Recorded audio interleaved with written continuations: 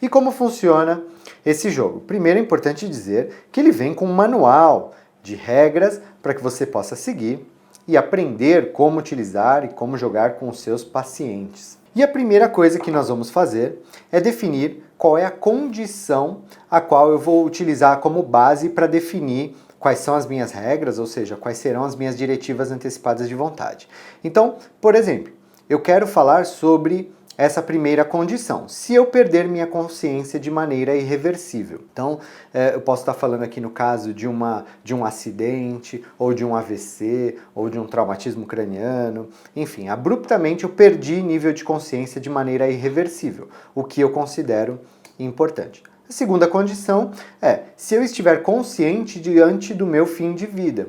Eu posso fazer uma diretiva antecipada de vontade considerando que eu posso ter uma doença crônica ameaçadora da vida, como por exemplo um câncer terminal, onde eu vou estar consciente, mas eu já quero deixar previamente definido quais são as minhas diretivas. Terceira condição é, caso minha doença limite drasticamente meus movimentos e me prive de comunicação.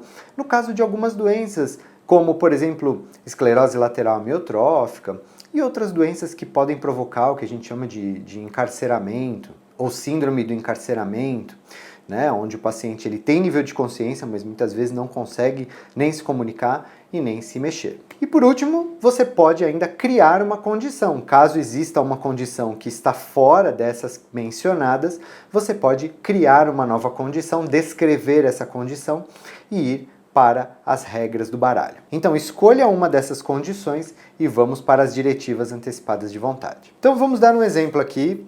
Eu vou escolher uma condição. Vamos começar com essa. Se eu estiver consciente diante do meu fim de vida.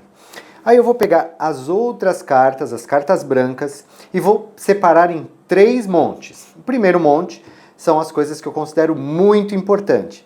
No segundo monte, as coisas que eu considero importantes. E o terceiro monte, as coisas que eu não considero importantes ou que eu considero muito pouco importantes. Então vamos lá. Resolver problemas com familiares e amigos. Vamos supor que eu considere isso muito importante. Eu quero manter o meu senso de humor e que as pessoas ao meu redor possam mantê-lo também. É importante, mas talvez não sejam os mais importantes. Ter alguém que me escute falar sobre qualquer assunto. Muito importante isso para mim. Escolher as pessoas que podem me ver. Muito importante. Ter o meu funeral conforme eu planejei. Isso não é importante, eu acho que a minha família pode escolher isso para mim. E assim nós vamos separando as cartas em muito importante, médio importante e pouco importante. E após essa primeira rodada, eu vou ter 3 montes. Eu vou precisar revisitar esses montes, porque a ideia é que eu tenha 10 cartas. E aqui eu tenho provavelmente mais do que isso. Então, eu vou de novo ver se isso é importante, isso é importante. Talvez isso não seja tanto, isso é importante, isso é importante, isso não seja tanto. Então, eu já tenho aqui um número de cartas mais adequado para o que é mais importante para mim. Então eu tenho 1, 2, 3, 4, 5, 6, 7 nesse monte. O ideal é que eu tenha até 10 para que eu entenda o que realmente é mais importante para mim nesse momento.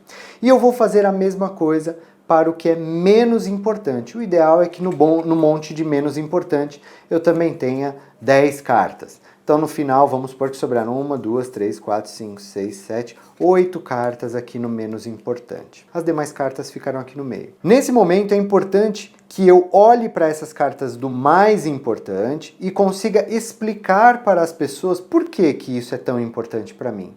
Da mesma forma que eu olho para esse monte e pego cada uma das cartas e consigo explicar para as pessoas por que isso não é tão importante para mim. Ao final, após dividirmos as cartas, o ideal é que a gente pegue esse monte de coisas muito importantes e possamos produzir um documento baseado nessas vontades, nessas regras que você determinou para sua vida. Então, por exemplo, dizer no documento que caso você esteja nesta condição que você determinou lá no começo, consciente diante o fim de vida, você não quer ser mantido vivo por hemodiálise ou drogas vasoativas, quando isso só for prolongar seu tempo de vida sem qualidade. Você não quer estar sozinho até o seu último momento de vida. Você quer poder confiar na sua equipe. Você quer poder fazer orações e ritos religiosos.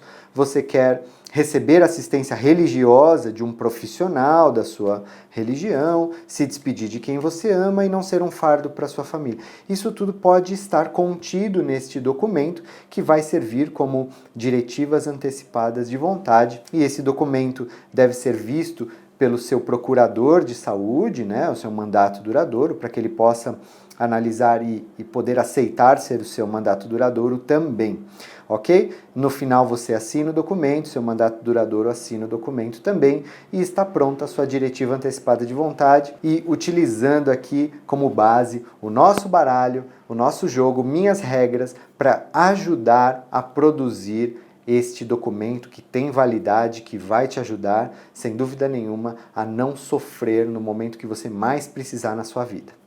Ok? E se você gostou e quer saber mais informações sobre o nosso baralho, clica no link da descrição desse vídeo. Um abraço!